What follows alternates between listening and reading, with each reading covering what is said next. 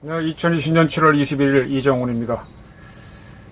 만만한 게 군, 문재인 대통령의 통수권 남용을 좀 비판하겠습니다. 소재는 태릉 골프장을 아파트 단지로 바꾸겠다고? 참 한심한 대통령이고 찍소리도 못하는 군대를 보면 참 바보 같다는 생각이 듭니다. 좀 감정적인 말일지 모르지만 어떻게 국가를 이렇게 운영합니까? 까라면 까니까 우리 군은 바보입니다. 문재인 대통령이 서울시 주택 공급 방안으로 태릉 골프장을 꼭 집어서 언급했습니다. 태릉 골프장은 토지 소유권이 국가에 있어서 신도시 개발이 가장 빠를 수 있다. 네. 태릉 골프장은 1966년 개장을 했습니다. 일명 육사협회에 있어 육사골프장이죠. 육사에 바로 옆에 붙어 있습니다. 서울 노원구 공릉동에 25만 평, 규모가 18홀입니다. 군인들만 이용할 수 있고 군인과 관련된 VIP들이 이용하고 있죠. 그래서 특혜 시비가 늘 따라 있던 곳입니다. 서울에서 가장 도심에 있는 골프장이다 보니까요.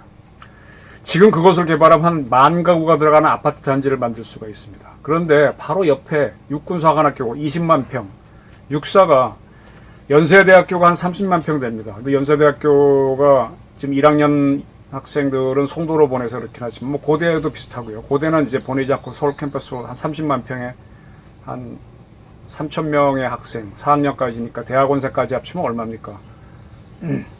한 10,000명이 넘는 그런 교수까지 포함해서 많은 학생과 교직원을 포함하고 있는데 육사는 매년 입학하는 사람들이 300명이 넘지 않잖아요. 그런데 20만 평을 차지하고 있으니까 육사는 가보면 굉장히 널널합니다. 특혜라고 보는 사람들도 있습니다. 좋습니다. 20만 평을 합쳐서 한꺼번에 개발하면은 45만 평이 되니까 한 2만 가구의 아파트를 지을 수 있습니다. 네. 네, 굉장히 좋죠. 육군사관학교를 옮겨야 된다는 주장은 문재인 정부에서 계속 거론돼 왔어요. 육군사관학교 이전에 대해서는 육사 출신들 만날 때마다 저한테 이렇게 참 문제다 제기하는 분들이 많았는데 어쨌든 육사 출신들은 반대합니다. 근데 육사 출신이 육군에서 핵심이긴 하지만 사실은 소수입니다.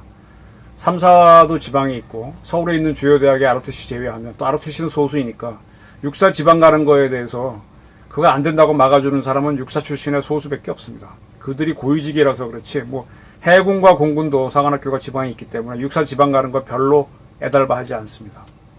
그래서 자꾸 이 정부는 그게 민주라고 생각해서 밀어붙이고 있습니다. 1만 가구의 아파트 단지는 송파구 가락동의 헬리오시티 이게 한 10,000가구 되는데 그 정도 되니까 뭐 대규모 아파트 단지이지만은 2만 가구에 2만 가구를 육사까지 내보내서 만든다고 하게 되면은 한 5만 내지 8만이 거주하게 되니까요. 2만 가구니까. 그러면 시골의 웬만한 군보다 큽니다. 그러면 작은 신도시급이 되지요. 네.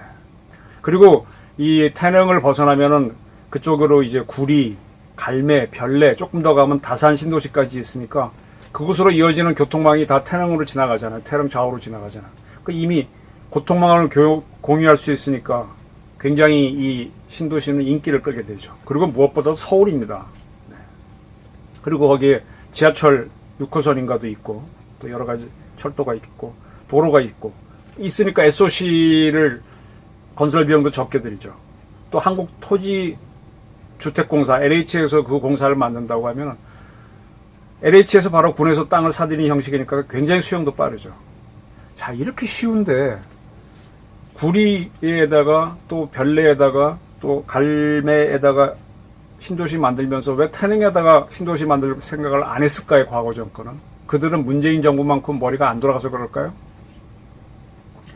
군인들이 반대하기 때문이다 그러면 그까지 군인들 지금 문정부가 하듯이 적폐 세력으로 몰아버리고 기득권 세력으로 몰아버리고 똥별로 몰아버리면 되는 거 아닙니까? 찍소리도 못하는 게 우리 군발일인데. 저는요 문재인 정부를 보면서 문재인 대통령을 보면서 안보에 대해서는 참 털끝만큼 또 배려하지 않는구나. 참 안보에 대해서는 무식한 사람이구나 이런 생각을 많이 합니다. 자, 성남에 공군에서는 K-16이라고 부르는 공군 성남기지가 있습니다. 그거를 서울공항이라고도 합니다. 이 서울공항이 바로 그 서울 강남에 붙어 있지 않습니까? 그걸 유지하는 이유를 문정부 실세들은 이유를 압니까?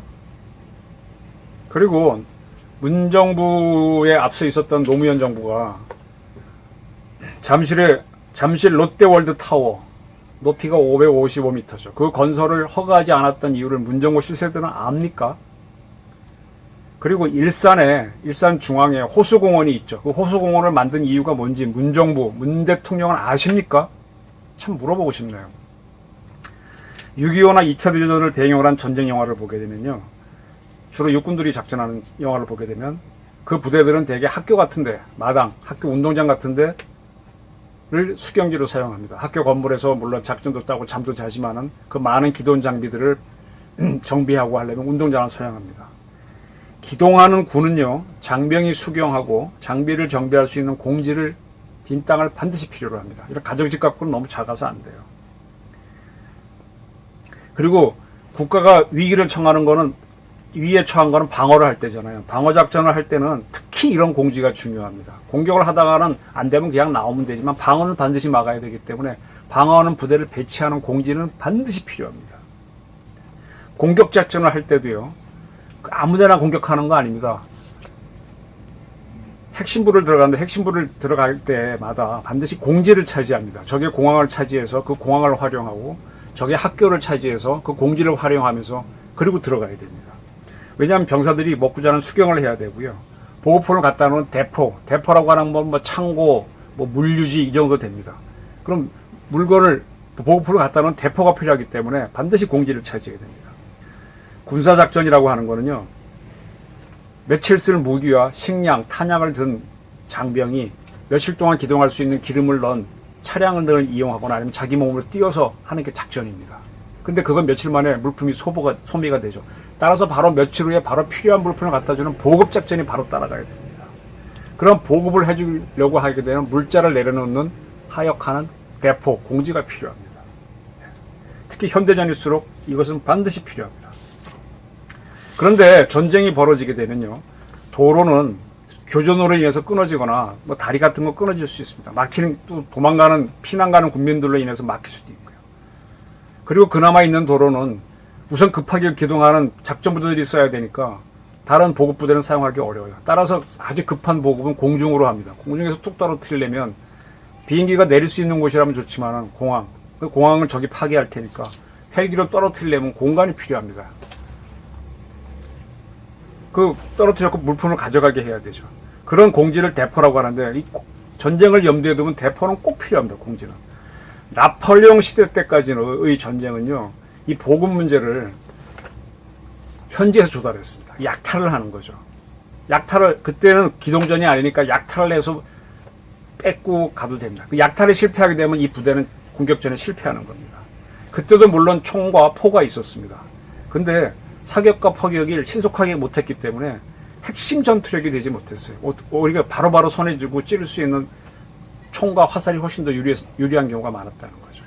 근데 나폴레옹 전쟁의 특징은요, 그 이전의 전쟁은 기사라고 하는 무사들끼리의 전쟁이었습니다. 근데 나폴레옹은 농노라고 하는 사람들을 국민이라는 이름으로 다 동원하면서 전쟁의 규모를 크게 키웠습니다. 따라서 이 사람들이 먹고 쓰는 장비와 실탄까지 보급이 매우 중요해졌습니다. 나폴레옹 전쟁 이후의 전쟁은요, 모든 국민, 농노였던 사람들이 다 참여하는 총력전이 되면서 많은 물품이 필요해졌습니다.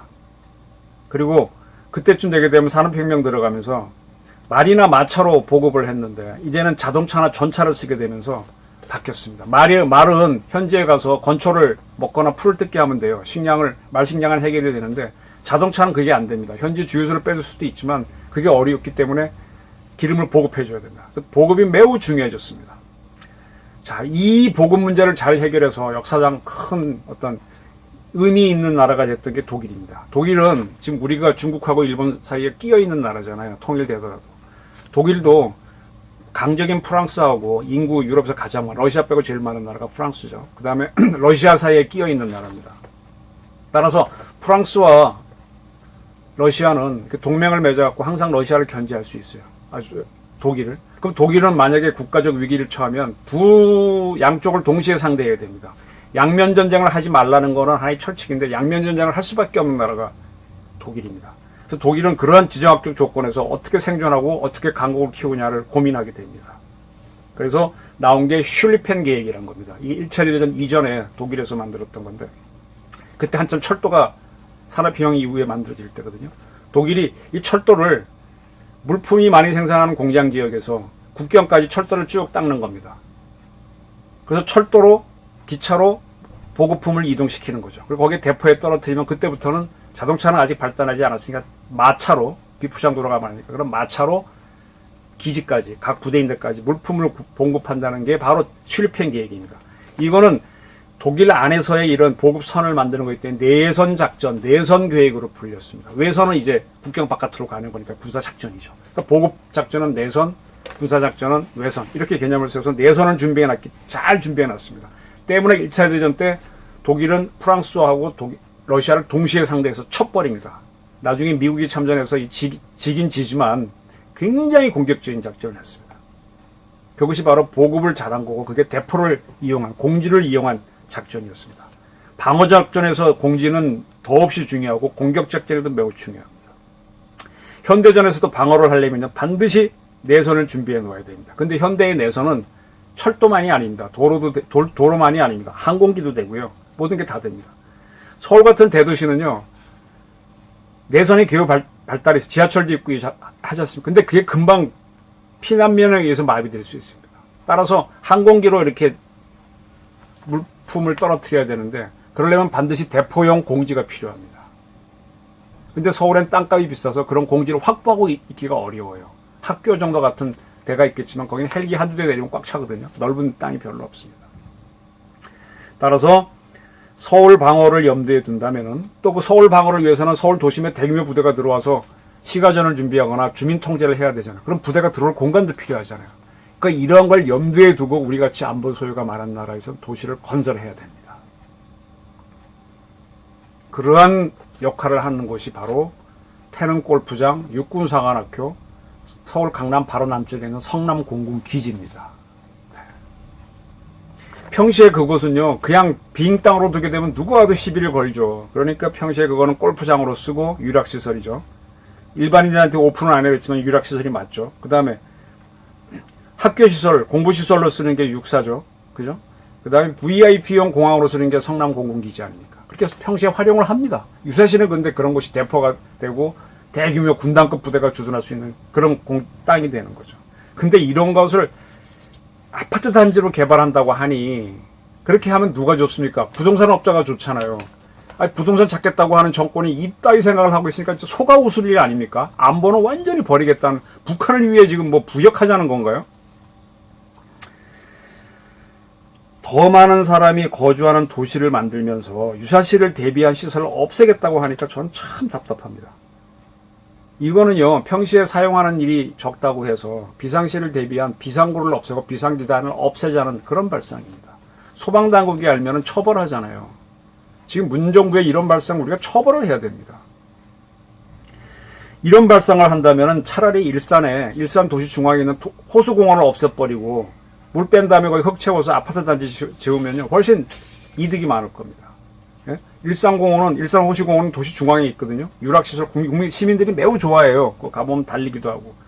거기에 흙을 채워서 아파트 만들면 대단히 인기 끌 수 있어요. 근데 그 호수공원을 왜 만들었는지 아십니까? 기자인 저는 아는데 문정부는 모르는 것 같아요. 정치를 하면서도. 노태우 때 일산하고 분당 신도시를 만들었어요. 근데 일산은 서울 북쪽에 있어서 방어에 문제가 있잖아요. 그죠?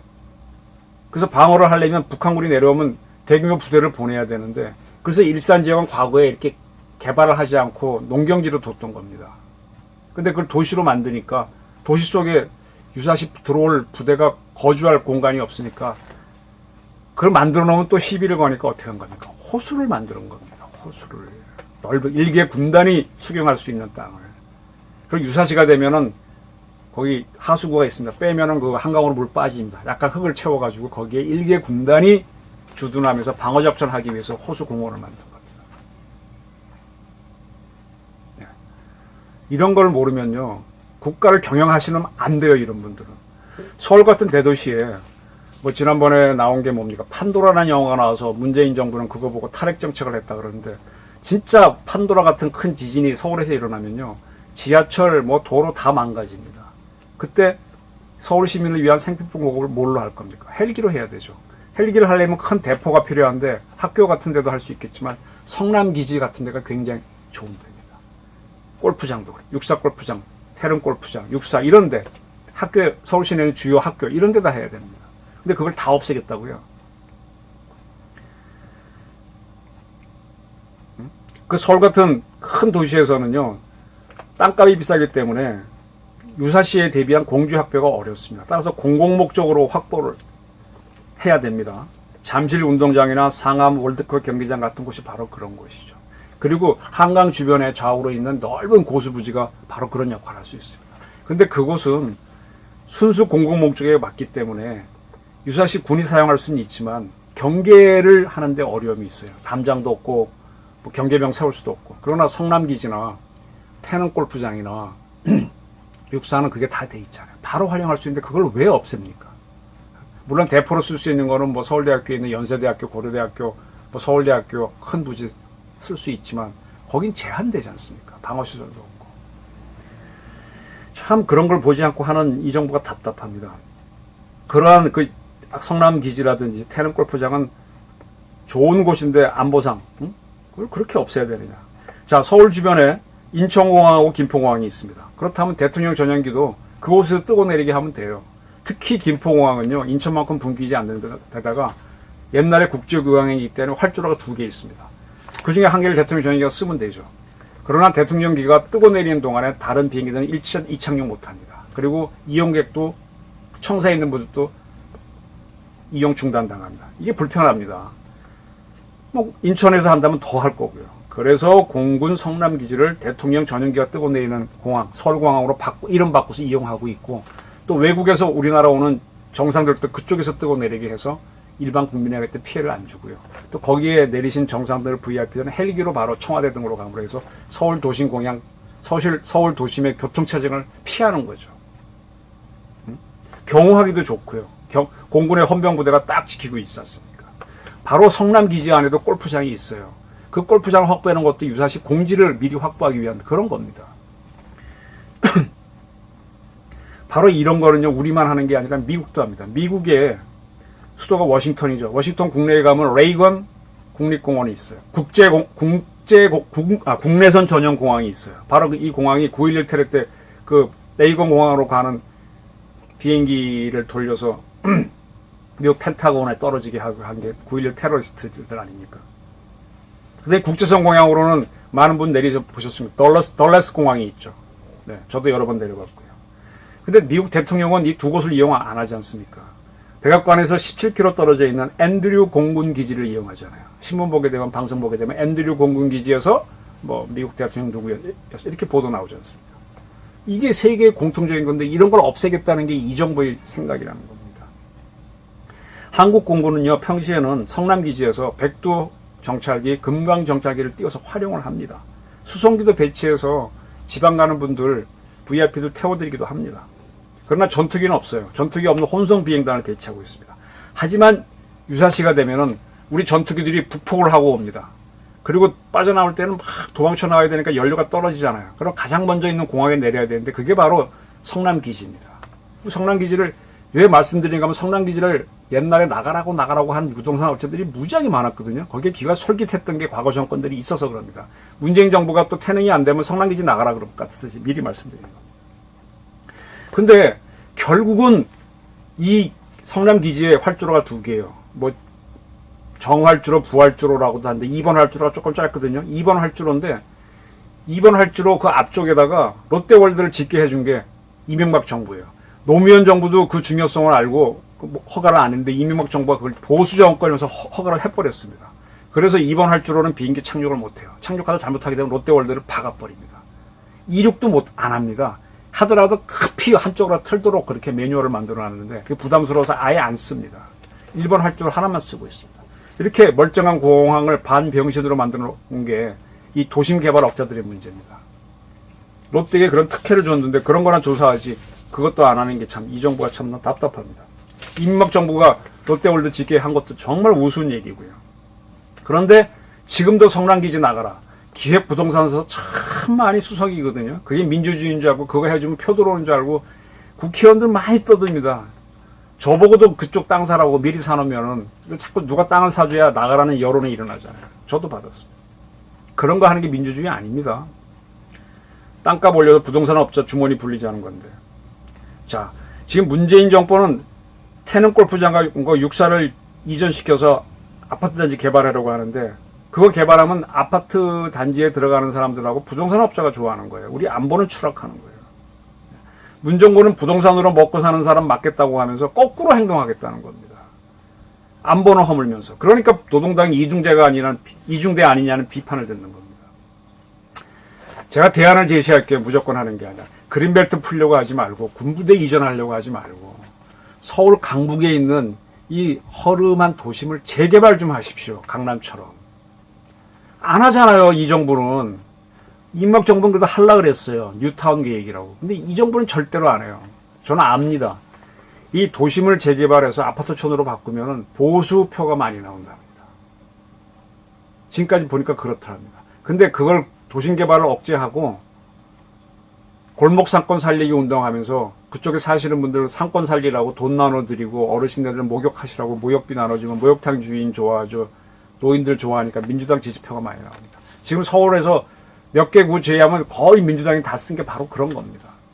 그런 결과입니다. 그 서울 강북 도심은 자꾸 슬럼하도록 내비두고 이미 개발되어 있는 강남은 점점 가치가 올라가게 하고, 그리고 외곽에 자꾸 신도시를 지니까 이게 도시만 커지고, 그거 하다 안 되니까 군부대 나가라 그러니까 이게 무슨 모순이냐 이거예요. 그리고 도심 개발하게 되면 물론 이해관계가 많기 때문에 싸움이 벌어지죠. 근데 신도시 개발은 성과가 빨리 나오니까 빨리빨리 해서 자기 표 받으려고 하는 거거든요. 안보는 허물고 표는 얻고 부동산 업자는 불리겠다는 건데 왜 이런 식으로 갑니까? 그리고 그린벨트는 손 안 대겠다 그랬잖아요, 문정부가. 태릉 골프장도 그린벨트입니다. 어떤 그린벨트는 되고 어떤 그린벨트는 안 되나요? 참 그게 답답합니다. 그리고 또 답답한 게 저는 대한민국 군대입니다. 군인들은 충성을 요구받기 때문에 평소 구호도 충성 아닙니까? 주 구호가. 통수권자가 결정하면 찍소리도 못해요. 아유, 어떻게 이런 공무원 집단이 있습니까? 바른 말은 해야지 좀. 국방부 장관이나 우리 육군총장이 대통령 독대하실 수 있나요? 못하는 건 내가 절절맵니다. 아주 겁을 냅니다. 비서관이 전화하니까 그걸 추일날 나가서 만나주고 했던 게 전임 국방부 장관이죠. 아주 우스운 존재가 됐는데. 그 독대를 해도 할 말이나 하나요? 예예 거리다 오지.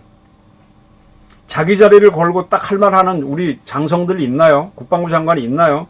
미국 매티스 국방장관이 트럼프 대통령한테 어떻게 대들었습니까? 왜 그런 국방부 장관이 우리는 없습니까?